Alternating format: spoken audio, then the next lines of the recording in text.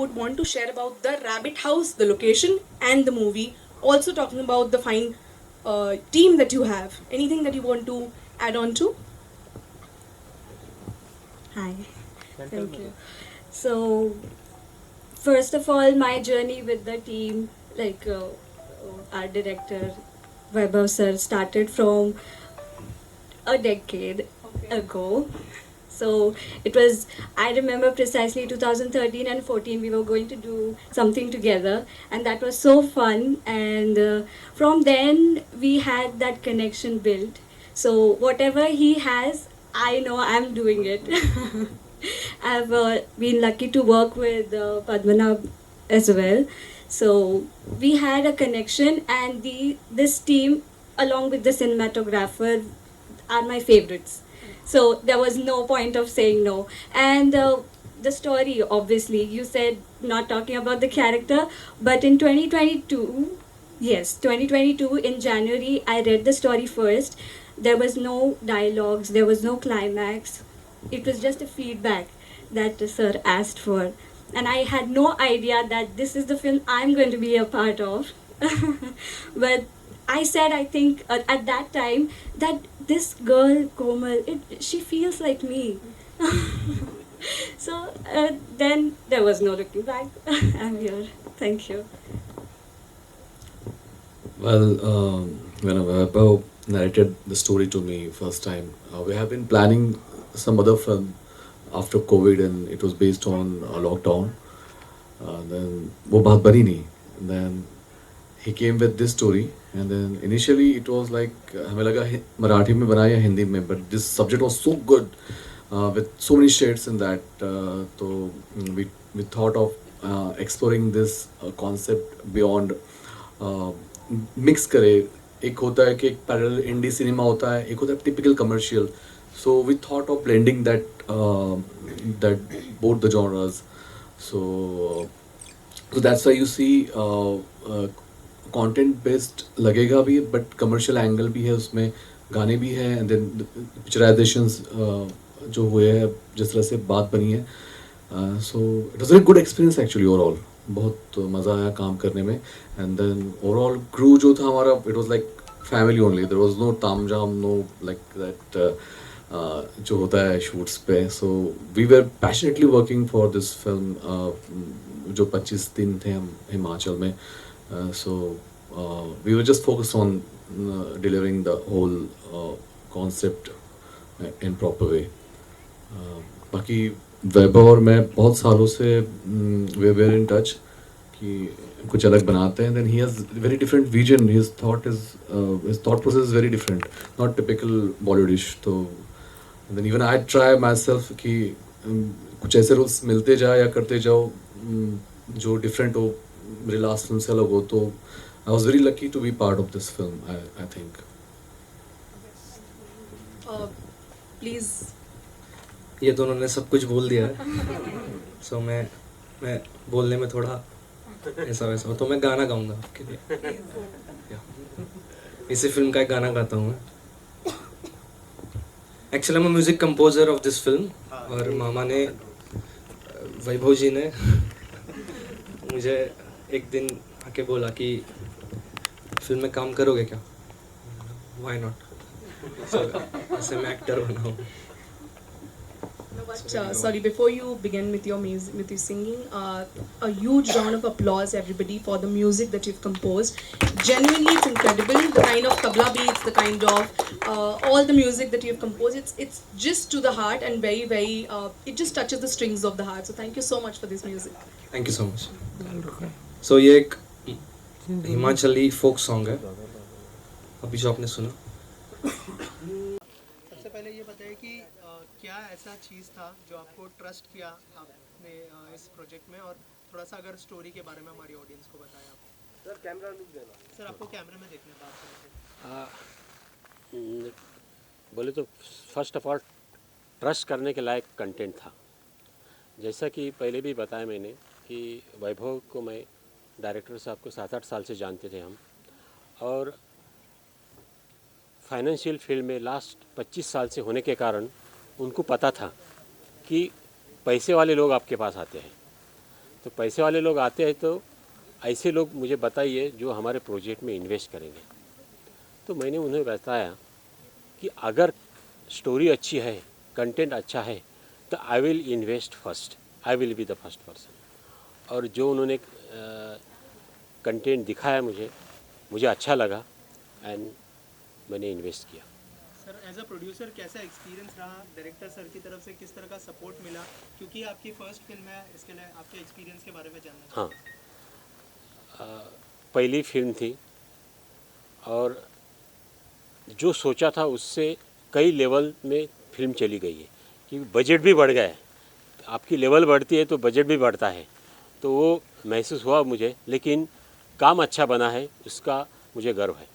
Ma'am आप क्या कहना चाहेंगे, मतलब बैकबोन बन के तो थे आप सर के पीछे, अगर थोड़ा सा बताएं कि आपका कितना इन्वॉल्वमेंट रहता था जब प्रोजेक्ट में इन्वेस्ट करने के टाइम, तो आई एम श्योर सलाह मशवरा हुआ होगा, लेकिन ड्यूरिंग प्रोजेक्ट कितना इन्वॉल्वमेंट रहता था आपका? दोनों बातचीत करते थे। शुरू में तो मैंने ना बोला था कि नहीं करना है, हमें कुछ एक्सपीरियंस नहीं है, इस फील्ड में हम नहीं हैं। लेकिन बाद में सोचा कि वैभव सर के साथ इतने सालों से दोस्ती है हमारी, तो कुछ तो करना चाहिए। और टीम अच्छा था, करिश्मा, अमित, गगन भाई, और स्टोरी भी बहुत अच्छी थी। और शूटिंग होने वाला था हिमाचल प्रदेश, और हिमाचल प्रदेश है देवभूमि, तो लग रहा था पहली फिल्म हमारी देवभूमि में हो रही है तो क्यों ना करें हम। तो मैंने कहा चलो करते हैं, थोड़ा रिस्क लेते हैं, तो किया। और कुछ मैसेज देना चाहेंगे ऑडियंस को? आप देखिए फिल्म ज़रूर, और कैसी लगती है बोलिए, फीडबैक दीजिए। दिल से कहती हूँ कि अच्छी लगेगी आपको, क्योंकि आज तक आपने मारधाड़ की फिल्में देखी है सब, तो ये बहुत हटके स्टोरी है, तो शायद आपको पसंद आएगी। सर आप इस कैटेगरी से, मतलब जिस फील्ड से आते हैं, मार्केट और कैपिटल मैनेजमेंट, ये वाला थोड़ा हटके है, मतलब mystery kind of a movie. लेकिन हम दूसरी तरफ ये भी देखते हैं, जैसे स्कैम हो गया, that is based on the share market और वो सारी चीज़ें।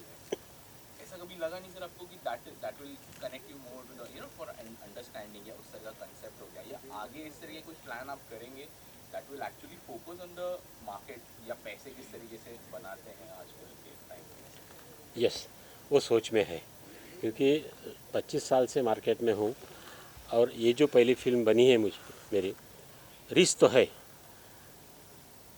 लेकिन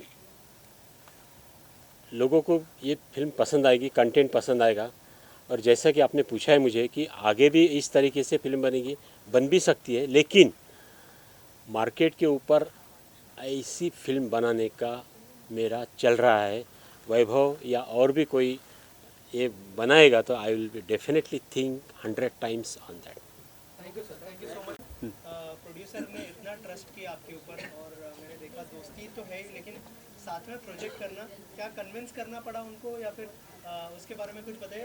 एज अ डायरेक्टर इस फिल्म में कैसा एक्सपीरियंस रहा? मैंने कन्विंस करने की कोशिश बिल्कुल भी नहीं की, मतलब सर से भी नहीं, और इससे पहले भी जिन प्रोड्यूसर्स को मिला कन्विंस नहीं किया, क्योंकि क्या उनको इजीली अगर अच्छा कोई लगता है, वो ट्रस्ट कर सकते हैं, तो ही वो प्रोजेक्ट होना चाहिए, ऐसा मेरा मानना है।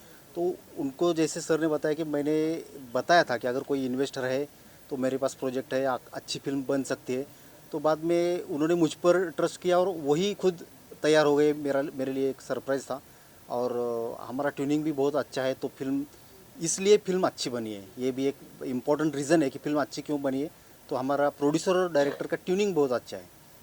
Yes sir, I am sure बहुत सारी चीज़ें तो नहीं बता सकते, लेकिन द रैबिट हाउस के बारे में अगर कुछ शेयर करें हमारी ऑडियंस के साथ में। द रैबिट हाउस जो एक्चुअल में प्लेस है हिमाचल प्रदेश में, वो अगर कभी आप जाकर देखेंगे तो आपके भी दिमाग में बहुत सारी स्टोरीज आएगी कि यहाँ पर ये हो सकता है इस घर में। तो ऐसे ही इस फिल्म में कुछ अलग स्टोरी है, जैसे मैं वो स्टोरी तो ज़्यादा रिवील नहीं कर सकता, लेकिन रैबिट हाउस को लेकर ये स्टोरी आगे, मतलब कुछ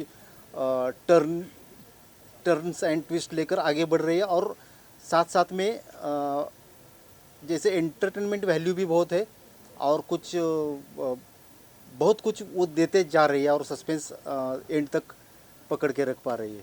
करिश्मा जी, मुझे आपसे एक सवाल है। इतनी खूबसूरत बेहतरीन आप लग रहे हो पिक्चर में, कितनी खूबसूरत आप लग रहे हो, पिक्चर में आपको मार क्यों देता है?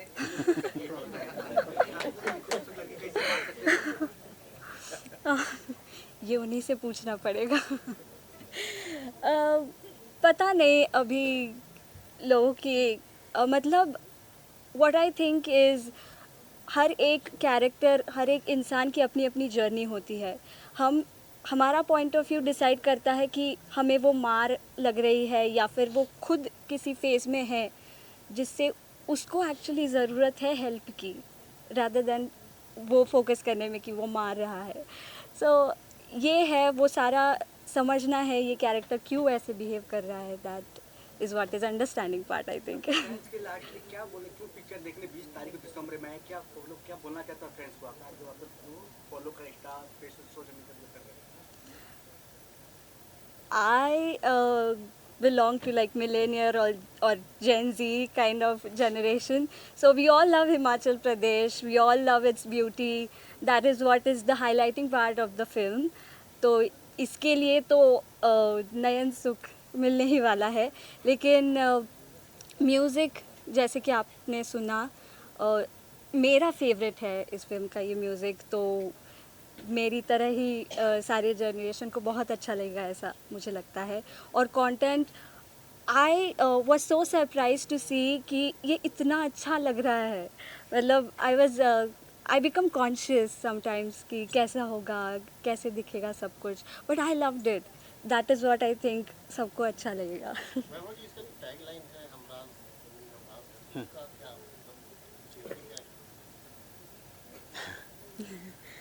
वो अगर बताएंगे तो फिर स्टोरी रिवील हो जाएगी। हम राज नहीं, हम राज है, ये जैसा कंफ्यूजिंग है ना, हम राज नहीं हम राज है, तो वैसे ही वो स्टोरी है। बस इतना ही अभी आज बताऊंगा। Thank you so much, thank you. तो क्या बोला पिक्चर, कितना एक्साइटमेंट आप लोग पिक्चर के लिए? एक्साइटमेंट तो है क्योंकि बहुत टाइम से हम इस प्रोजेक्ट को लेकर काम कर रहे थे। आई थिंक 1.5 साल एक वेटिंग पीरियड भी रहा है आफ्टर मेकिंग, और आफ्टर एडिटिंग, फिर उसके बाद पोस्ट प्रोडक्शन बाकी प्रोसेस हुई, फिर अब रिलीज़ हो रही है। तो बहुत एक एक्साइटमेंट है कि एक जो मेहनत की है शायद अभी उसका फल मिलने का समय आ गया है। And then the response we are getting थोड़ा अच्छा लग रहा है। The kind of sensible audiences बहुत पसंद कर रही है इस चीज़ को। तो एक सुकून भी मिल रहा है कि जो सोचा था वैसा एक रिस्पॉन्स मिल रहा है। सर आपको देख के लग रहा है बहुत सॉफ्ट, बहुत मतलब दिल इमोशनल लग रहे हो, पर पिक्चर में इस तरह का कांड आपने कैसे तो एक्चुअली ये कैरेक्टर को एक शेड देने की कोशिश की है मैंने।